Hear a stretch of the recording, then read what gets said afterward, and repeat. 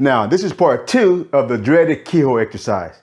Now, in part 1, I covered the 6 mistakes riders make when they're doing this exercise. Now, if you haven't seen that video, be sure to go check it out after this video. Now, in this video, I'm going to give you 11 tips that will help break down how to successfully complete this exercise. And at the end of this video, I'm going to give you a bonus tip. So hang tight. Hey guys, I'm Paul the Motor Guy, and welcome to my channel, where I pass on riding tips, practice drills, and defensive riding strategies.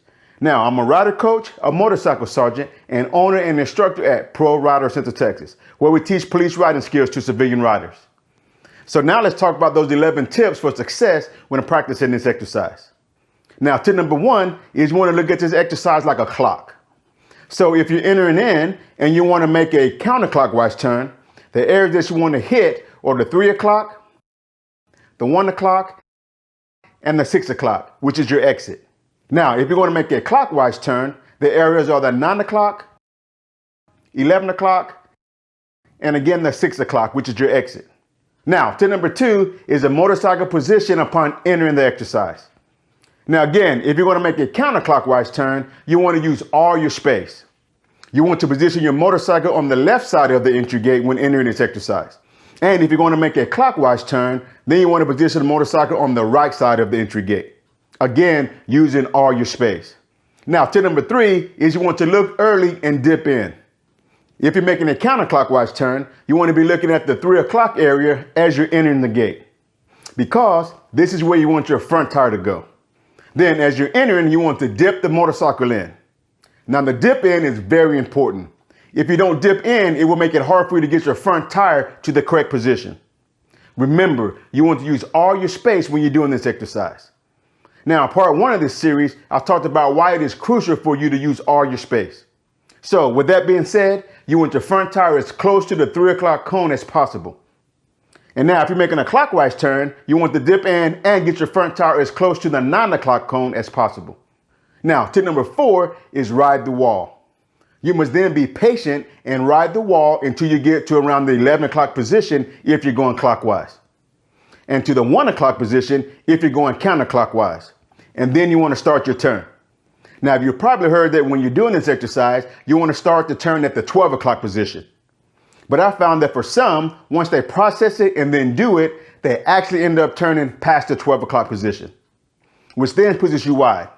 So if you start around the 11 or the 1 o'clock position, the arc of your turn will be at the 12 o'clock position, which is what you want. Now, tip number 5 is handlebar turn. Now, for this exercise, you need to be a full lock or just short of full lock, and you have to commit to your turn.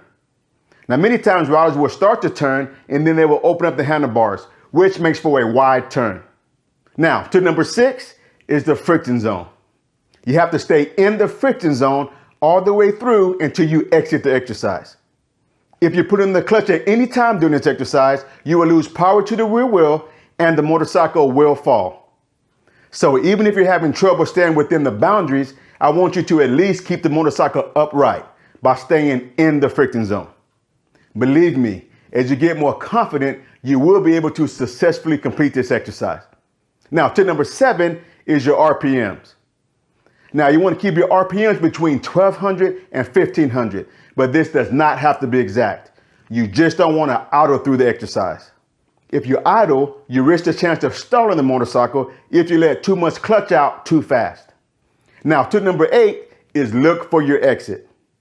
Now, as you get to the 11 o'clock position, if you're going clockwise, or the 1 o'clock position, if you're going counterclockwise, you want to turn your head quickly and look for your exit. Now, tip number 9 is speed. Now, the way I describe it is same speed in, same speed out. Now, riders have the tendency to either enter slow and then speed up while they're in the turn, or they're enter too fast and then have to slow down too much in the turn and end up having to use too much rear brake. Now, when you end up doing either of these things, it ends up making things choppy and jerky, and the motorcycle does not like that. Now, tip number 10 is trail braking with the rear brake. If you find yourself going wide or carrying too much speed, you can drag the rear brake to slow the motorcycle down. Now, you can also use it all the way through the exercise, which will help stabilize the motorcycle. Just remember, it's a slight press of the rear brake, not a stomp. Now, the analogy I give is think of it as having an egg between your foot and the rear brake pedal. You want just enough pressure where you can feel the brake engage, but not crush the egg. Tip number 11 is counterweighting. When you're doing this exercise, you don't want to lean with the motorcycle. You want to keep your body upright and let the motorcycle lean underneath you. Now, you can have a little weight shift to the high side of the motorcycle as you're making your turn. Now, I know I threw a lot at you, but at the end of the day, it's all about the friction zone, wheel placement, head and eyes, and confidence. And if you follow these tips and practice, you can master this exercise. Now, for my demo, the keyhole will be 20 feet wide and the entry gate is 5 feet wide. But you can start with whatever width you're comfortable with, and then as your skill level improves, you can tighten it up. First, I'm going to slow it down and freeze the video so you're able to see what it is that I'm doing. And then I'm going to show it again at full speed. So let's go outside and ride this thing. As I'm entering the gate, look how I'm using all my space and how early I'm looking at the 3 o'clock position.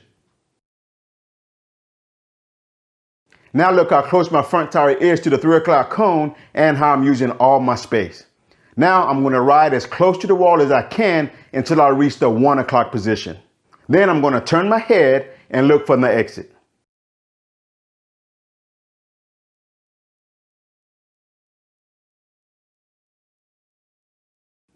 The next videos will be me riding at full speed.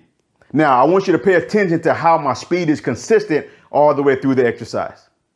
Now I'm going to show me going counterclockwise, clockwise, and a hammer cam shot. So let's go check it out.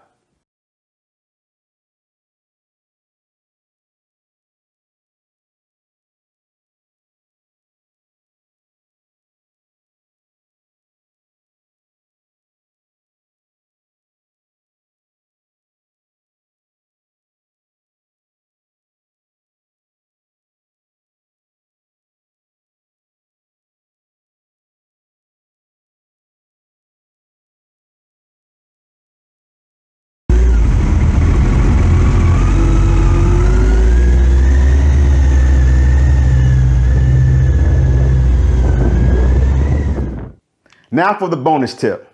If you find that you're knocking down the corner cones as you exit the exercise, it's because you're turning to exit the exercise too soon.